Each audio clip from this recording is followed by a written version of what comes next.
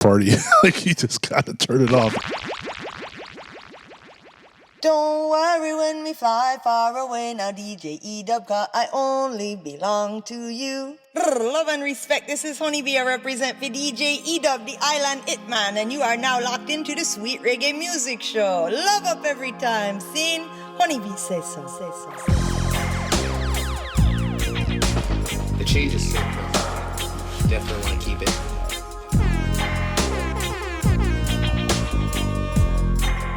Are you ready? All right, well, welcome to the Sweet Reggae Music Show. I'm your host, E-Dub, and I've got today's special guest, Kekoa, the artist. That's right. Hello, hello. Right on, man. And, this is a long time coming. We talked about it. It was about 8 years ago. We tried to get an interview together when he first moved here to the mainland from Hawaii, and didn't work out, so timing is everything. He's back, and I got him in here doing a few songs, and I'm going to have him do this first song for us. What's the name of it? First one is called I Believe.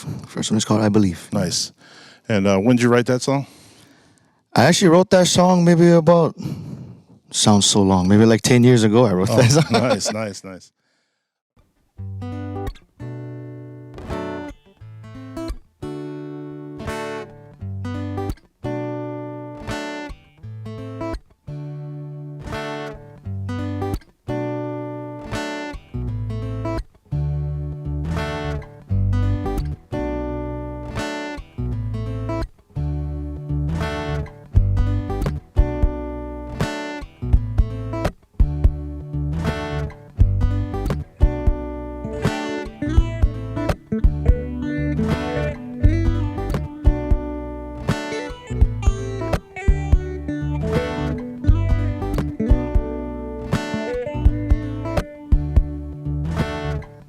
It's been about a month or two I've been meeting with you, and the things we do are nice. Holding hands ain't not a question, and hugging you is such a blessing. And when we speak, I can't explain it. I'm just glad to be affiliated with you. Whoa, baby. And I believe that you and me were destined to be attached to thee faithfully. You know I want you to be my love, my love, baby. And I've been thinking, and I wanna tell you, you're steady running through my head, flowing through my veins. And yes, I love you, yes, I wanna be a part of your life. Just let me give you all of me. Being together sounds oh so right, baby. And I believe that you and me were destined to be attached to thee faithfully. You know I want you to be my love, my love, oh, my love, oh, my love, sweet thing. Yes, you know I want you, baby, I adore you. Yeah, yes, you know I need you, girl, you know I love you. Yes, you know I want you, baby, I adore you. Yeah, yes, you know I need you, girl, you know I love you.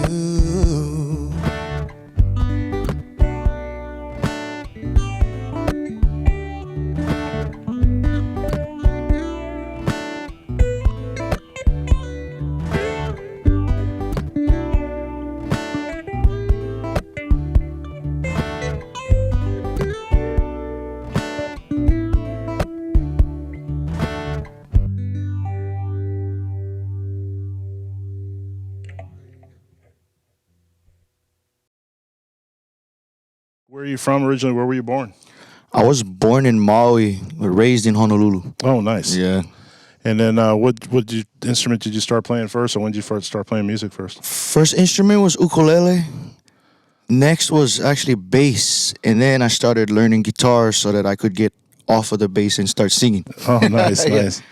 nice. And what was the first group you played with, or did you play by yourself first? The first group I was in was called Vibe. Oh, nice. That's what they called it. It was Vibe. It's just me and a bunch of friends in middle school. Yeah. Nice. So was Cityside like the first band you guys like with touring and kind of made some popularity? Cityside was my first professional group where we actually ended up on the radio and did some pretty big shows back in Hawaii. Nice. Got to travel to islands. Nice. So how did you guys, all your brothers meet? Because I've met quite a few of them before when you guys first came over, and the harmonies and stuff. Were they related, or what was the deal with them? Yeah, so we all grew up pretty much. We went to high school together. Some of us middle school together, and all of us would sing In Oahu? in Oahu, Nice. in Honolulu. Yeah, we would all sing in a stairway, harmonize, whatever it may be, and Nice. a few of us could play instruments, and we just decided to Nice. start a band. Nice. What was your first hit, would you say? Come On Pretty Baby. Come On, This was the Pretty first song to hit the radio, and it did very well. Yeah. Nice.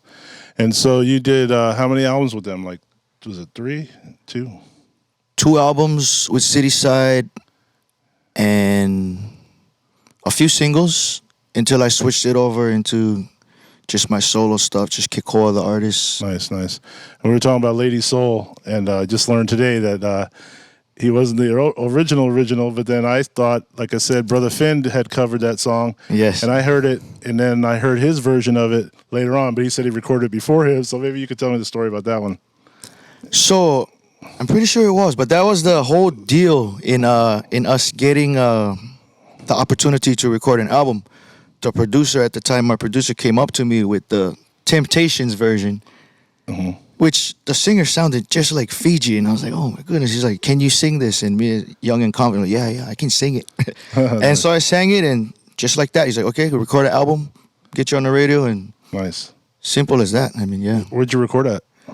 It was in Kaneohe. I forget the name of the studio, but the engineer was called Dr. Trey. Oh, nice. Dr. Trey, yeah. He actually taught Jake to play ukulele. Oh, nice. Yeah. I went there one time. I think, was it Pipelines was the big... Pipeline was big, yeah. It was big back in the day. Yeah, I was saw big. Good Jimmy go there, and Flogging Molly opened up, and every Holly on the island was out for that show, bro. It was packed. That's yeah. back in the day, Pipeline. Not everybody remembers Pipeline, yeah. Yeah. It was the first time I went to Oahu, and been there a couple times. But anyway, yeah, pretty good. So how long did you guys stay together? You said you did 2 albums, and then were you guys a band together like 10, 15 years, or what, 10 years, did you say? The name itself for a while, and there was a few different group of friends, obviously, when I moved. But actually, there was a couple guys from back home that I was playing back home with, and that's how we got it started out here. And Nice. yeah. What made you make a trip to the mainland? Why did you guys? I was just trying to do more. Yeah. Just trying to do more for the music. Yeah. Just trying to spread it out as far as I can. You know? Yeah. I was thinking about Bruno Mars, and he hit big when he came here. And Yeah. people didn't realize he's from Hawaii. And I saw a documentary with him, and he came back and sold out the Blaisdell. Yeah. Yeah, and Very inspiring. Yeah. yeah, great example, man. Working hard. I love that the throwback too to the old R&B style that he does, but he plays every instrument too. That's one thing I noticed about Pacific Islanders. Everybody likes to play multiple. Yeah. I played with Tribal Theory for a while, and I used to play drums. And if you didn't show up to practice, bro, they jump on the drums. That's how it is. Without you. Everybody wants to be the drummer. So. Yeah, the drummer ended up taking over the band, obviously. Oh, yeah. Yeah. I heard that story. Yeah, that's good, man. Right on. So now you're doing Kekoa the artist. You're here in San Diego, and you recording singles, or how you doing? Are you putting together an album, or Right now, just singles. Just singles. Last, I put out an EP called Love Addict, and right now, just singles. Yeah. This goes from reggae to R&B, and Yeah. I'm just like, let me just throw out some singles. Nice. So I'm gonna go ahead and at this time play one of his older songs from Cityside.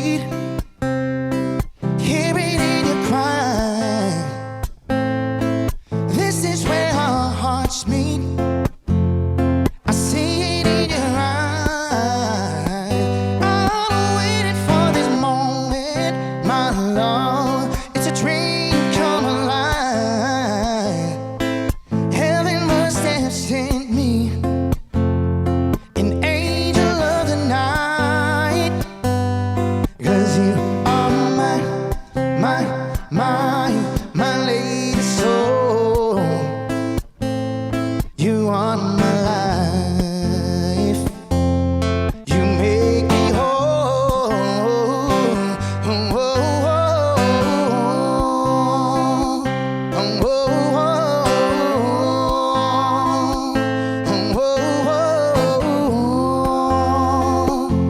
My lady soul, since you are mine.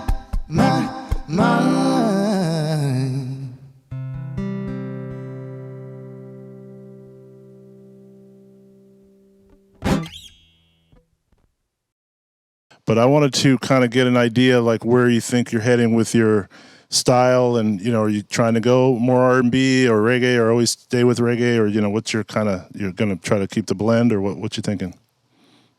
Keep the blend. I mean, the writing comes to me as it comes, and whether it's R&B or Yeah, reggae, I'll put it out. But right now, the direction is more of a poppy R&B direction. nice. I love reggae, and the music that I do put out that is just mainly for a message, Yeah, for a message, nice. and that's when I do put out reggae. That's what I love about reggae. So when you write, do you write like the lyrics first and then the music, or how does it work, or some collaborative, or what?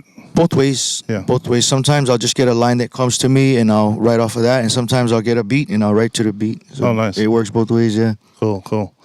And all right, so what's your shows coming up soon, or what's your new project that you're working on? I know you're working on some new music too. I have maybe 3 new singles about to come out within the next 2 to 3 months. Nice.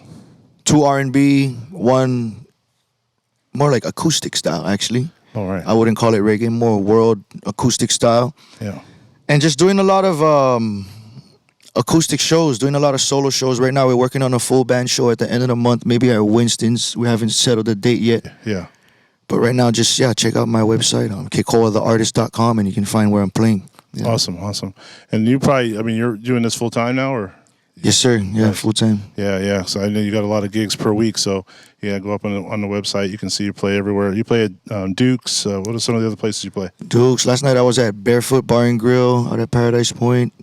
So what's the most memorable show you can remember, like an artist you played with, or Fiji, or like maybe one of your heroes where you're like, man, this is like, I finally feel like this is like what I want to do for the rest of my life, or whatever? It wasn't a show of mine when you say that. It wasn't. I don't think it was a show of mine, but we was already in the business, and we was in the back, or we was up top at the Pipeline at the time. Oh, nice. And I think it was a book show when he first started coming out, and Fiji looked like he literally, you remember WWF? Yep. He rose up. I don't know what kind of bottle he killed, but he rose up and just went down there and just did his thing, and like nothing. And I was like, you talk about stay ready. Because I thought he was sleeping at the time. Yeah. And when it was his turn, he just got up and he just did his thing. And to me, that was like, it doesn't matter what's going on. Yeah. He just comes out and dominates. And I'm like, that's the kind of artist I want to be, That's Fiji. That's the king of island reggae they're talking about. And I know Mana booked you quite a bit when you first came, right?